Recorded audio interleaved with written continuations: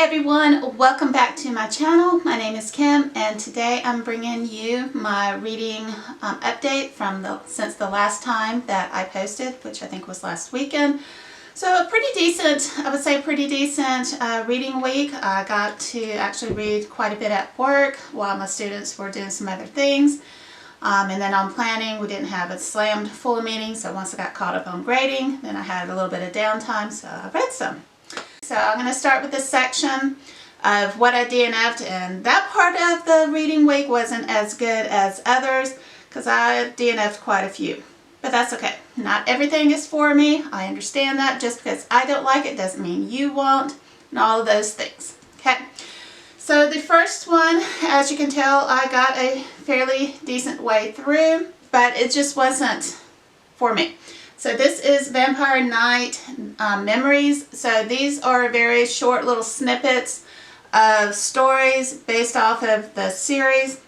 And I think that's why I didn't particularly enjoy this one. There wasn't enough meat content being talked about. I haven't watched the anime in so long, and I haven't read the actual manga. So there are so many chunks that I'm missing. So I didn't enjoy it basically for those reasons.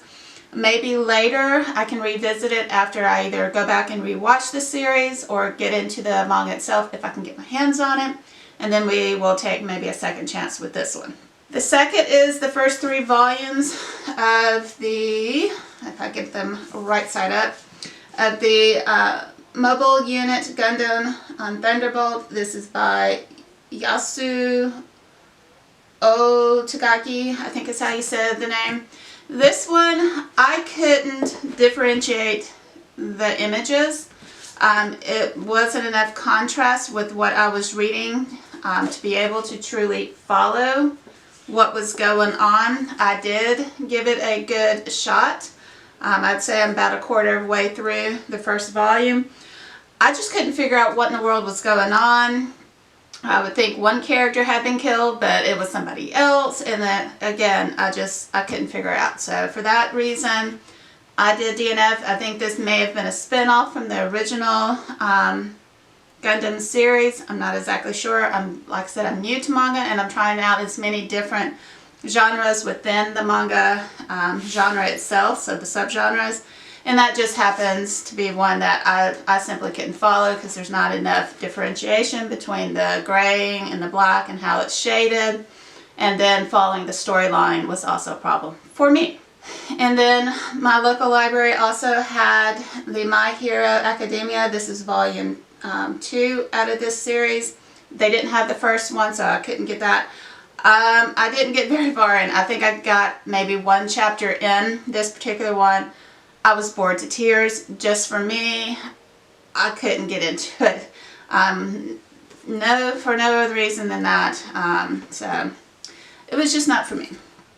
Okay, so that completes the section of what I DNF. So a lot of manga, unfortunately, that will happen as I'm testing out books within a new genre. Some things are going to click with me. You will see that in a little while, and others are misses, and that is completely 100% okay. Alright, so let's move on to the books that I did read. The happier side of things. So I did finally finish listening to this third book, book 3, from the Wheel of Time series. I will say this is my least favorite out of the series that I've read so far.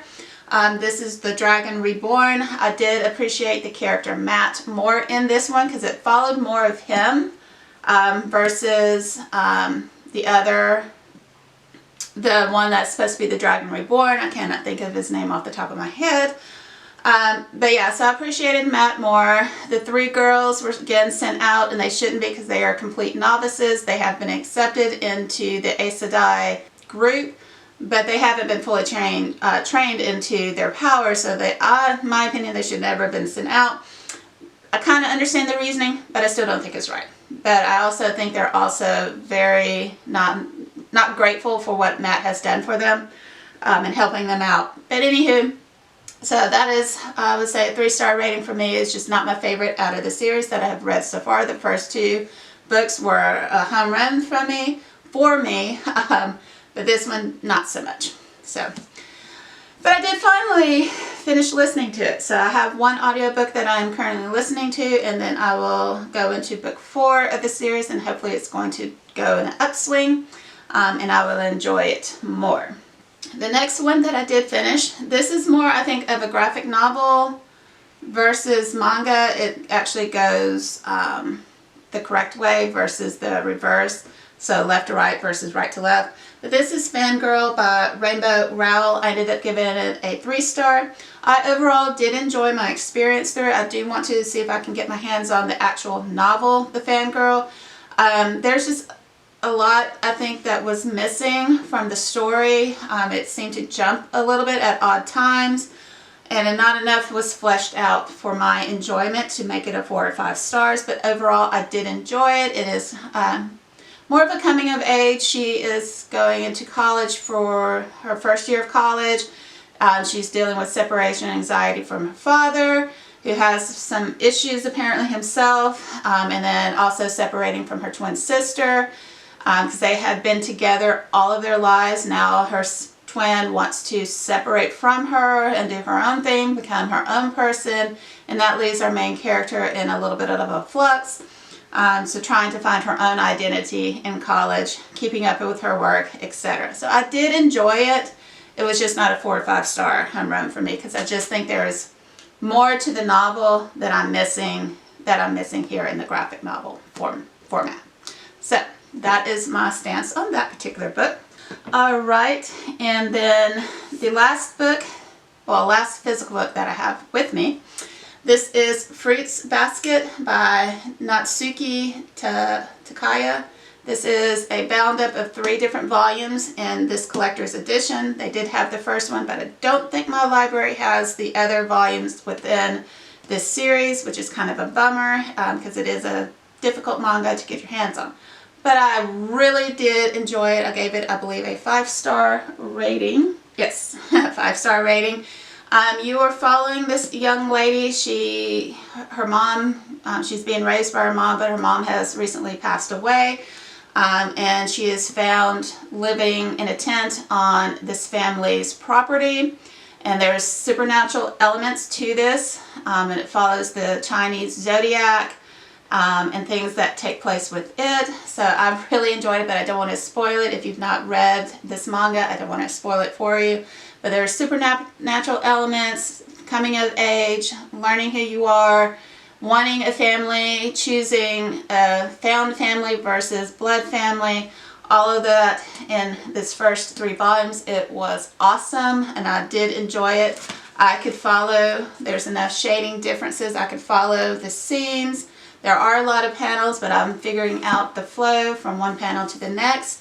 So I'm really loving this, and I want to get my hands on the other volumes to see how this story takes place. Okay, and then the next ones I will put up on the screen because I don't have physical copies of them.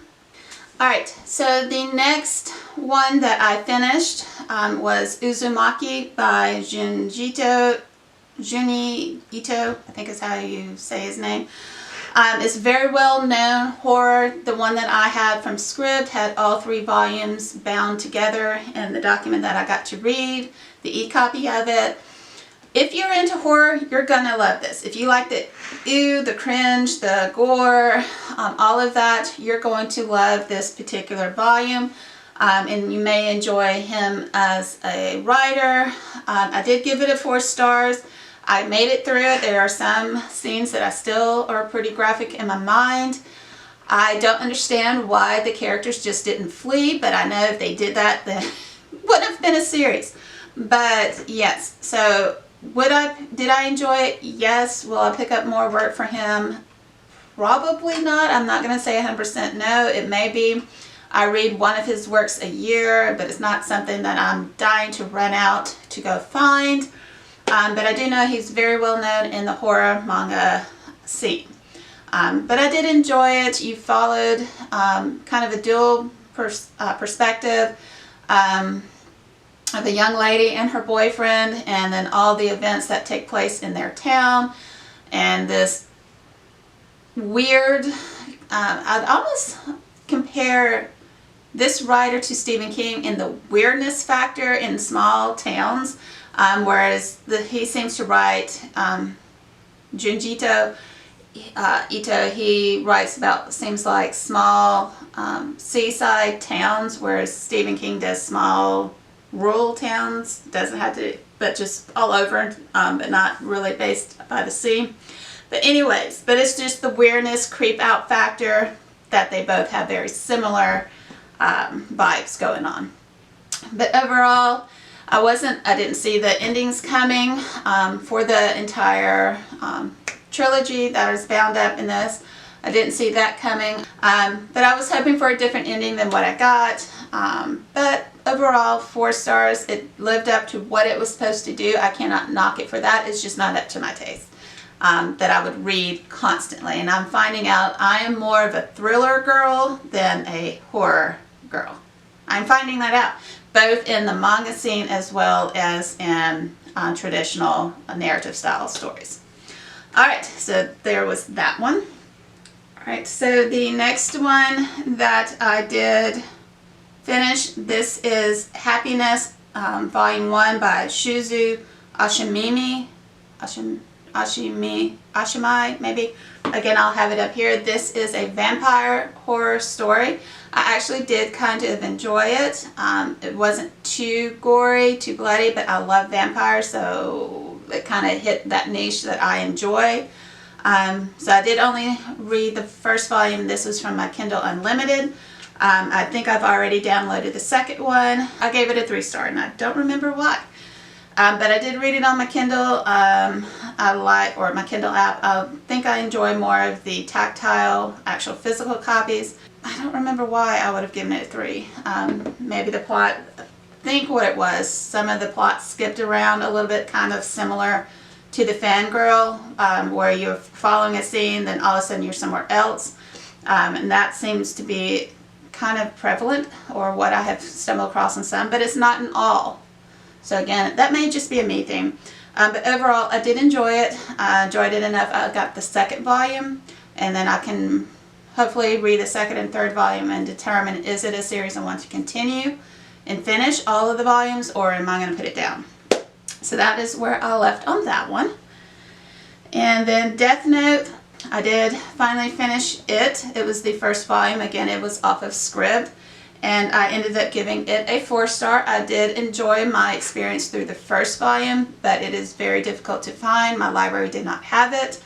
And very pricey to purchase them if it's not something I know I want to invest all of my money in, because there's a lot of volumes that go with this one.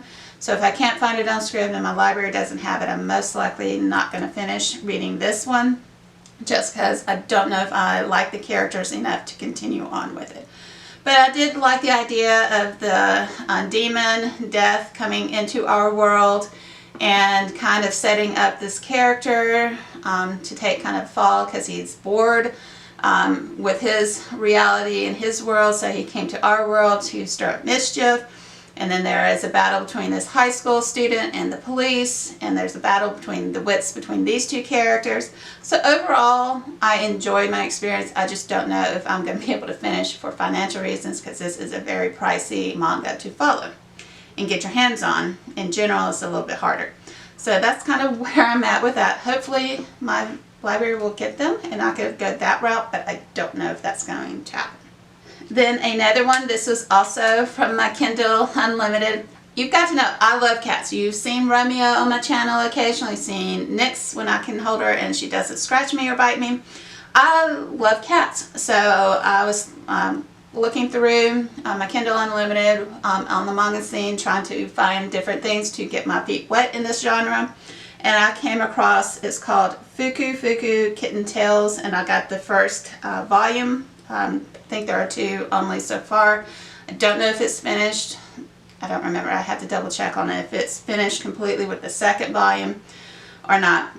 But they are hilarious little tales. Not a ton of writing or dialogue really, because it's just this older lady with a kitten that she brought home for her companion, and it's all about that because it's kind of actually a flashback, because you start with her and Fuku as an adult, and she's reliving the past with when she was a kitten. It was hilarious. There are some cute kids like, yep, my cats have done that before. You know, so I can relate to it. It's very easy, very quick read, lighthearted, fun, all of those things. And I believe I gave it, if I can find it, I should have, yeah, 5 stars. I'm just trying to double check. 5 stars. It was hilarious. It's probably be more of a niche type of manga. If you love cats, you're going to probably enjoy it. You'll recognize a lot of the antics that take place if you've ever owned a kitten and raised it, of what went on with this lady. It was hysterical. I did really enjoy that one.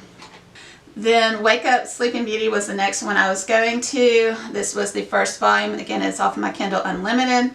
This is by Megumi Morino, I think. This is a very odd little manga that I picked up, again, off of my Kindle Unlimited. You're following this young boy, I think he's a high schooler, and he's kind of in a battle with his father about possibly him just getting a job and not continuing in school. I think that's what the battle was about.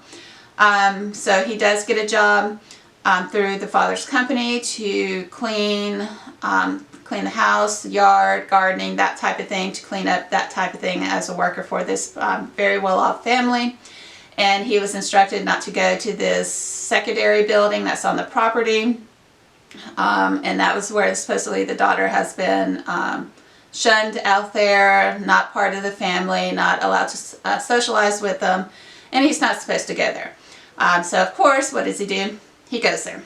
And then it's about their coming together, their interest in one another. But the twist is multiple personalities. She's just weird. She's just loony. We don't really know until towards the end, and I'm not going to ruin that for you because that was a surprise twist I did not see coming at all.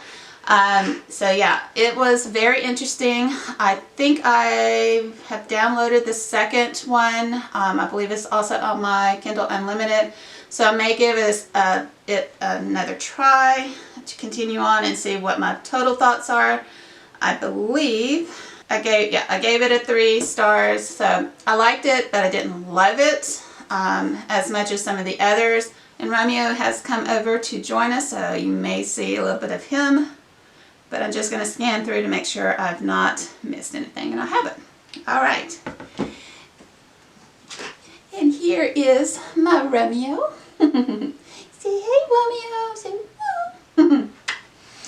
Yes, he is very interested in the books, especially those from the library, because they have all the different smells of everyone who has checked them out. So he's all about that in that life. All right, so that is everything. I've DNF'd everything now.